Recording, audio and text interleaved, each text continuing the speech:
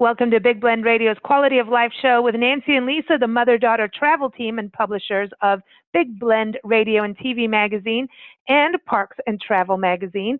On today's show, we're talking about women's heart health, and that means Dr. Jackie Eubany is back on the show. Dr. Jackie is a board-certified cardiologist and an electrophysiologist, and she's the author of Women and Heart Disease, The Real Story. She's on a mission to make sure every woman knows what they need to know about keeping their ticker ticking. We all want our ticker to keep ticking, and we want a nice, steady rhythm. Anyway, you can get Women and Heart Disease on Amazon, and also just go right to Dr. Jackie's website. It's womenandheartdiseasebook.com. You can also read her articles and listen to past interviews with us. Just go to blendradioandtv.com. So welcome back, Dr. Jackie. TikTok. Thank you for having me. I'm always excited to come spend some time with you, ladies. Well, we're excited because you're really, on this mission to keep us all healthy. And is it true that we have to have a steady rhythm? Is that what's going to happen with our heart? Yes, it's very important to have a nice, steady rhythm so that your heart is strong and it pumps enough oxygen and nutrients to the rest of your body so that you can function normally and you can feel good about it. All right. I like this. I know February is American Heart Month, but I think what we're about to talk about today is something that we need to have these months, so it kind of is a reminder for us. But this is evergreen knowledge that we should be aware of all the time and not forget, right? Because it's Absolutely. important.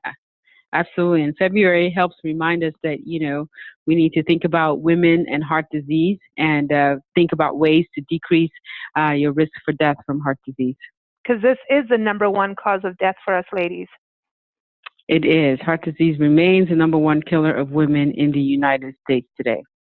See, I always thought it was breast cancer. I know we've talked about this on shows, but, it's changed. So now it's too much stress. Yeah, I think that's what most people think, that breast cancer causes more death, but that's actually not the case. Heart disease kills more women than breast and lung cancer combined. As a matter of fact, it kills 1 in 3 women in the United States. And many people are just not aware of that fact.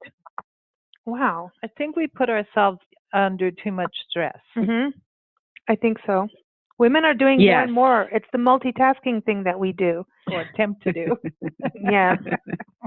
It's hard. It's hard out there. But so 80% of heart disease and stroke, you say 80% in your book, Women and Heart Disease. Again, everyone, go get it, womenandheartdiseasebook.com.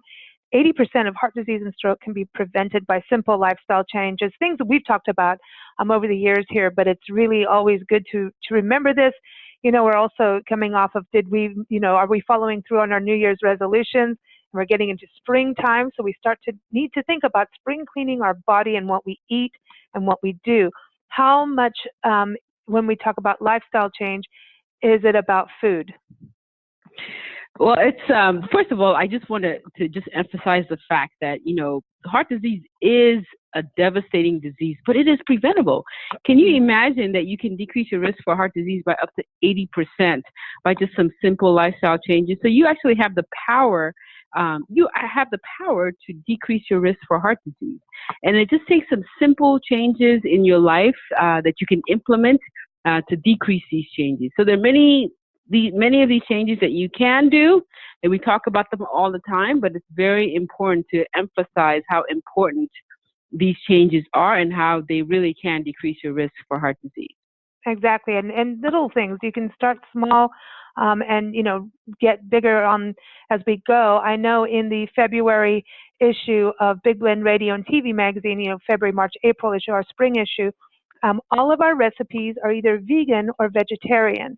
So is that a good thing? There's some cheese in there, though, Dr. Jackie. There's cheese. Yeah, a heart-healthy diet is always very important. We always talk about, when we talk about heart-healthy diet, we talk about meals that are high in fruits and vegetables or micronutrients. We talk about decreasing the salt in your diet and talk about more lean proteins. Okay, so and then what about, you talk about moderate amounts of alcohol. We've been laughing about this since the first time you came on the show, that you told us, it's in your book, only 5 ounces of wine a day, no more than that for us ladies. So alcohol and smoking, these are two things we need to really watch. You want us to ditch the smoking. You can't have like one puff a day. Like you can have 5 Yes. ounces of wine. Yeah. Smoking is absolutely terrible for the heart. It causes all kinds of damages to blood vessels, the heart structure. So it's advisable to just not smoke. In terms of alcohol, we say moderate amounts of alcohol are okay for the heart. I know there have been some studies that have looked at alcohol and they've touted the benefits of alcohol. But these studies, again, looked at red wine more specifically and its effects on cholesterol. But overall, the general recommendation is just moderate amounts of alcohol, which amounts to just a 5-ounce glass of wine a day. For women, we say one drink a day, which could either be the 5-ounce glass of wine, if wine is your alcohol of choice, or 1.5 ounce of a liquor, or 12 ounce of beer. So I'm not allowed to have the big jar of moonshine, is what you're saying. No, you're not allowed to have them on one sitting. No. Okay, I can spread it out for the entire year. Just get an eyedropper. I know, I want to touch on this, and I know we're going to talk about drugs more in depth this year, and you were on the doctor show talking about the effect of drugs. So, Dr. Jackie, I know that, we're looking at medical marijuana being legalized, recreational marijuana being legalized, and, you're talking about the effects of smoking. What about the effects of smoking weed on your heart? I know we're going to get into this a little bit more down the road this year. I know you were on the doctor show talking about the effect of drugs on our heart. But right now, what about people that maybe, hey, I just want to chill out and de-stress and smoke a doobie, man? Well, the problem is there aren't a lot of studies out there looking at the effects of marijuana on the heart. It's just been a very difficult thing to study because it's very hard to quantify and all these kinds of things. But the general recommendation is that if you've ever had a heart attack or if you have heart disease in general, you probably should not smoke marijuana. Even if it was done, this is a question. So the smoking thing, all these people in general smoking, there's these vaporizer thingies. And so they feel like it's okay because now you're not smoking a regular cigarette. And from what I'm seeing, that can cause cancer and do things. Has there been any studies on how that can affect your heart, or is it okay, do you think? No, it's not okay. It's a lot of times there are some chemicals in these vaping things that we don't really know much about that can definitely cause havoc to the heart. So the general recommendation is just to stay away from all those things. Okay, and drugs, I want to bring this up. I want to touch on this because the amount of drugs being consumed by women is climbing, like alcohol. That's why we always touch on this. Women tend to medicate to be able to multitask, and that doesn't necessarily work. But it's what's happening. And so many, you see it on TV shows, you see what women are popping like Oxycontin and things like that to be able to maintain and charge forth. Can that affect their heart? Oh, absolutely. Drugs of any kind are completely terrible for the heart.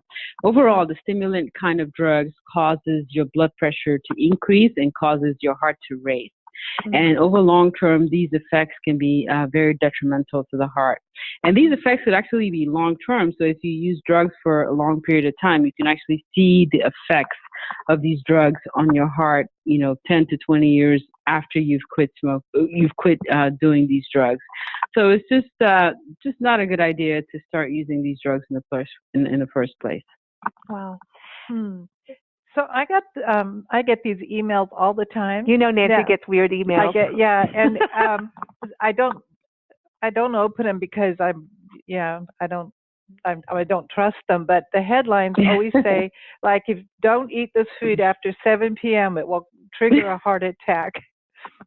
I don't know what the food is. Do you? I would have to say I've never heard that before. I would assume it's probably some kind of drug, some kind of stimulant that causes your heart to race or something like that. But no, I've never seen those commercials. I just don't stay up as late as you do. She's a healthy doctor here. Now, you've got your practices that you open. I want to touch on this. Do you want to tell everybody, for those who are in Southern California, they may want to come visit you. Where are they?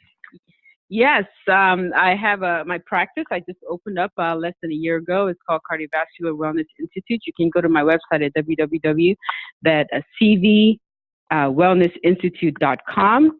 My office is in Orange, California at 438 East Catella Avenue. And I also have another office in Irvine, close to Hogue, Irvine, in 163 Sand Canyon Avenue.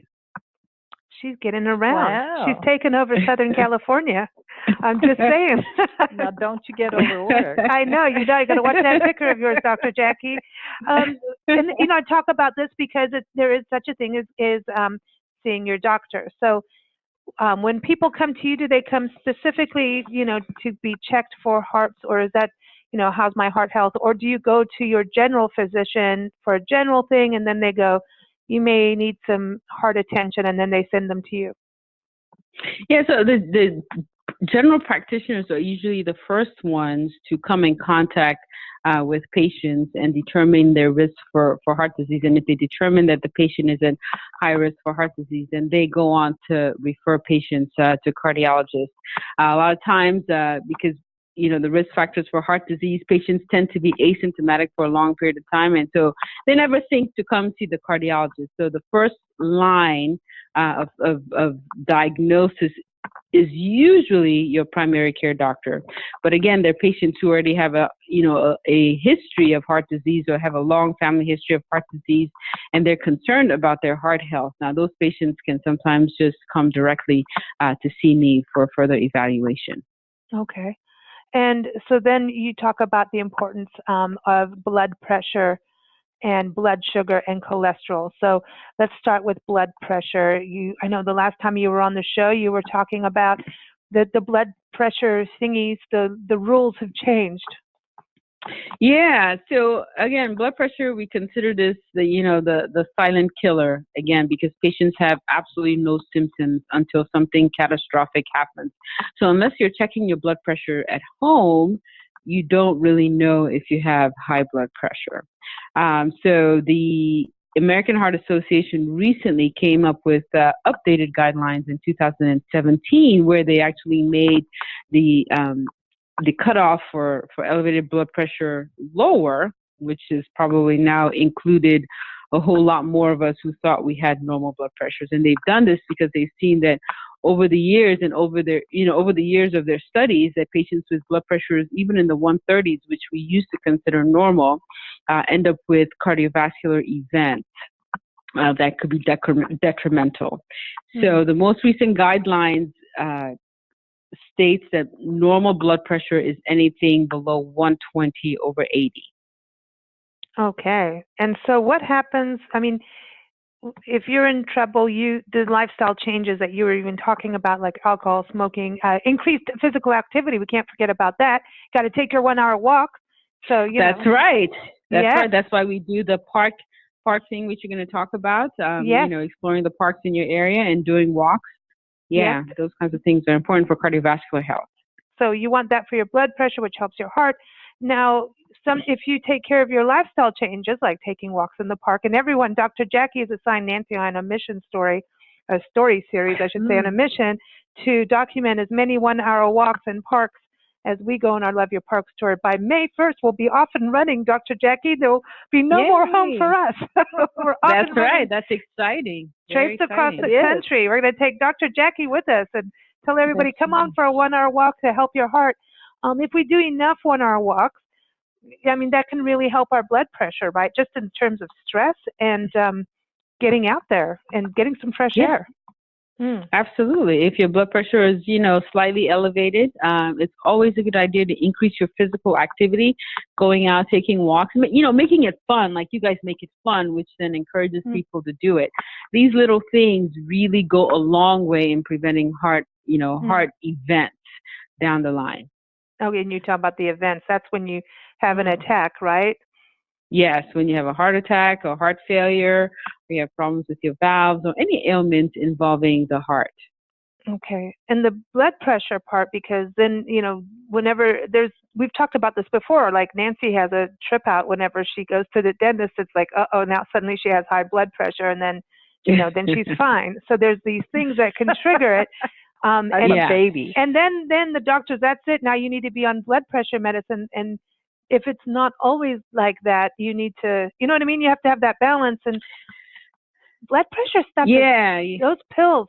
Nobody wants to take them. Well, they're all they keep recalling them. Mm-hmm. So I mean, we do know that when you're under stress or in a stressful event, like coming to your doctor's office, your blood pressures can be acutely elevated.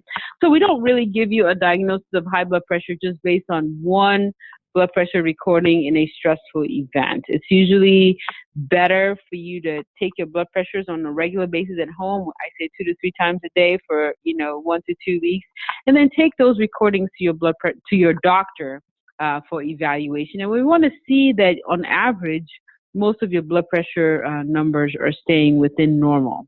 So the actual definition of high blood pressure is having 2 separate blood pressure recordings at your doctor's office of, being elevated. So it's not just one random event. Okay. See, this is good. This is why you go and have regular doctor's visits, because then they know. Yes. Because everyone's scared of those pills, man. I think there's so much going on about recalls on the news. Is it hard to get people to take their pills? Oh, absolutely, especially for blood pressure, because again, patients have no symptoms with this elevated blood pressure, so it's hard to tell them to take medications when they're not having symptoms and when these medications can have side effects that they don't like. Yeah, and then it's a balance thing. Now let's go to blood sugar, because this is where the wine and the 5 ounces comes in, the blood sugar, but this is connected to diabetes, and we've done segments on that before about how diabetes and heart disease they go hand in hand. So this is something we need to watch. Is there a certain level of sugar we do or do not want in our bodies? Yeah, again, you should go to your doctors when you get your regular blood test. They will test your blood sugar and test you for other signs of diabetes. Diabetes is what we call a coronary artery disease equivalent. So that means that having diabetes is kind of like you've had a heart attack before, because diabetes causes so much destruction to your heart and all the blood vessels of your body. And again, it's also a silent killer, because you can have diabetes for a very long time and have no symptoms until your body just cannot take it anymore. So it's very important to get diagnosed or to get checked out. And if you are diabetic, to start treatment right away, because this is really a slow killer and a slow risk factor for causing heart disease later on down the line. Again, lifestyle changes on this too, right? Lifestyle changes. Yeah, you can balance yourself. You can stop it from going to the part where, you can if you do the lifestyle changes, a lot of times you don't need to go into, you can you can prevent this as much as you can. Absolutely. You can prevent it, and you can you won't have to be on medications if you stick to a good heart healthy diet and you continue to exercise, maintain a heart healthy weight. You can get to the point where your diabetes is diet controlled and you don't even need medications for it. See, this is cool. This is cool. And this goes with cholesterol too. We have good and bad cholesterol, right? You don't want to eat too many egg yolks, I heard. Right, exactly. Same thing. All these risk factors for heart disease, again, you don't have any symptoms whatsoever, which gives people a false sense of being healthy when they're actually not. So and the only way to diagnose it, especially in the early stages of these diseases, is to get screened early and diagnosed and treated accordingly. Because if you wait till you actually have a heart attack, at that point, there's not much that can be done for you. So it's very important to get screened for all these things that we've talked about, again, because you don't have any symptoms. So it's important for early diagnosis, early treatment to prevent a heart event down the line. Now let's talk about the heart event. When we talk about a heart attack in a woman, we always bring this up because we don't know a lot of times that a heart attack is actually happening. Yeah, right. So women can have atypical signs and symptoms of heart attack. We know that the typical symptoms of a heart attack include, we say, left-sided chest pain or pressure, maybe the pain radiating down the left arm or going up the jaw. and things like that. But fewer than about 43% of women can actually present with these typical signs and symptoms. Sometimes women can present with non-specific signs like fatigue, shortness of breath, indigestion, nausea, vomiting, cold sweats, which can make it very difficult for women to know that they are having a heart attack. So I usually educate women or educate my patients about the importance of knowing your risk for heart disease. If you know that you're considered high risk for heart disease and you have any one of these symptoms, usually we say multiple of these symptoms at one time, it's always very important to seek medical attention. Is there an age, a specific age, when you're more at risk? We know that in general, as women get older, their risk for heart disease increases, and it increases more when you become postmenopausal. Okay. So, but you could, again, like for kids, like it's important for, the youth to start with the lifestyle habits that are good and start with the right diet so that they don't run into that at a later stage, right? It all helps. Yeah, absolutely. Absolutely. I think the earlier you start implementing these lifestyle changes to your life, the more likely you are to sustain it long term. Excellent, excellent. Well, Dr. Jackie, always good information for us and keeping us on the straight and narrow. Yes, absolutely. And we're on our way to Arizona, Yuma, Arizona, and that's where the licorice is, Dr. Jackie. Am I going to be okay if I don't eat the whole store of licorice? Well, you can't eat the whole store of licorice because that has been associated with some medical conditions as well. But, just limited to a few at a time. Can't eat the whole thing. That's right. One last thing, we talk about, exercise, physical activity, and watching our diet. The stress factor. Any tips on how to handle the stress factor for women? Because I think that's when the alcohol and, the smoking and, maybe smoking the big doobie or whatever it is will come into play because of the stress level that you just I need to take a break. Would you recommend like meditation or anything like that? Yeah, absolutely. For me, anyway, I like to meditate. I try to meditate at night for maybe 15 to 20 minutes. But I think for women, you just have to figure out and find in yourself what makes you relax, and you have to make sure you do it. You have to implement that into your lifestyle, whether it be taking a walk, because sometimes, even taking a walk can relax you and decrease some of the stress around you, maybe taking a yoga class or something. Just figure out what it is that makes you relaxed and make sure you implement that into your lifestyle and engage in it as often as you possibly can. In my case, I like to meditate. It just calms me down and puts me at such a state of relaxation that, there could be a fire behind me and I'm just not even stressed out about it. But that's what keeps me calm. It may not be the same for anybody else. So I think it's important to find out what makes you de-stress, and you just have to make sure you do that.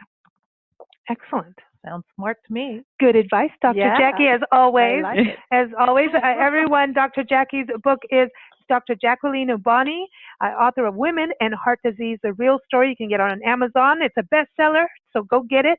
And womenandheartdiseasebook.com. That's a good start to getting your heart health in check. She really goes and makes it easy for us to read and understand. Because I think sometimes when it comes to medical things, if we're not into it, like, we're not a doctor and people start, saying things that we don't understand, we tend to shut down.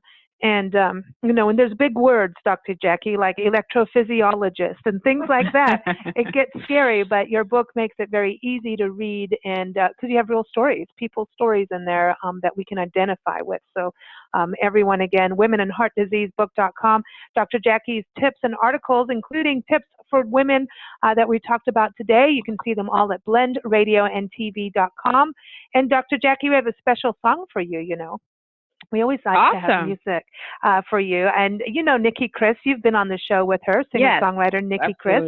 Her brand new album, she's awesome. Her brand new album is out February 5th, everybody. So it's out now. Go get it. And it is called, guess what? Heartbeat. And this is the title track. We thought we had to play it. Everyone, Nikki Chris's website is nikkichris.com. Thanks so much, Dr. Jackie. Thank you. Till next time. All right. Take care.